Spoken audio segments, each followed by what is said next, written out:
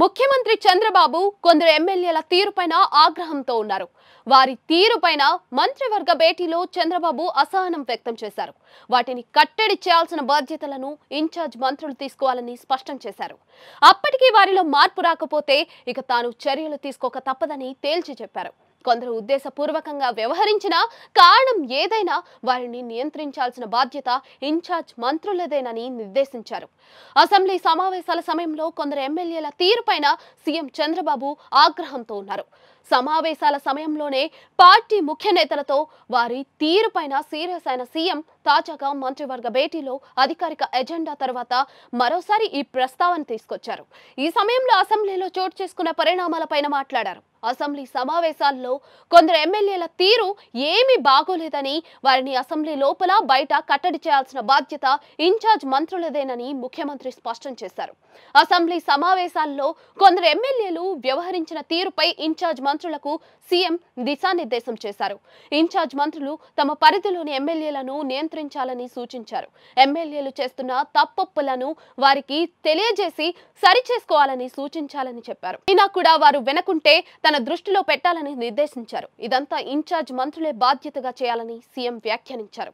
కొందరు ఎమ్మెల్యేలు ఉద్దేశపూర్వకంగానో మరే కారణంతోనో పార్టీ నిర్దేశించిన గీత దాటారని వ్యాఖ్యానించారు.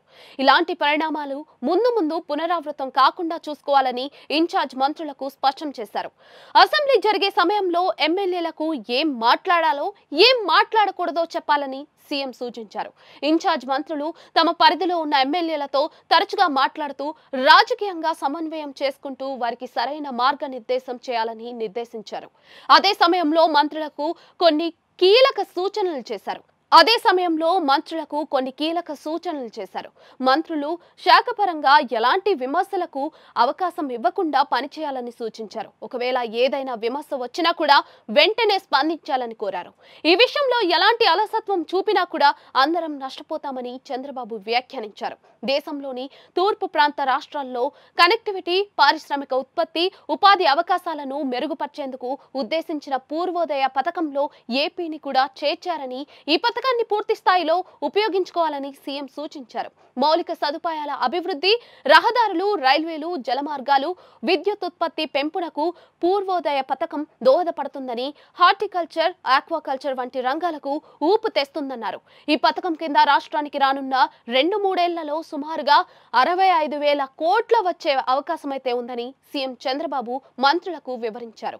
కడపలో జిందాల్ ఉక్కు కర్మాగారాన్ని 2028 కల్లా పూర్తి చేస్తామని ముఖ్యమంత్రి మంత్రులకు తెలిపారు.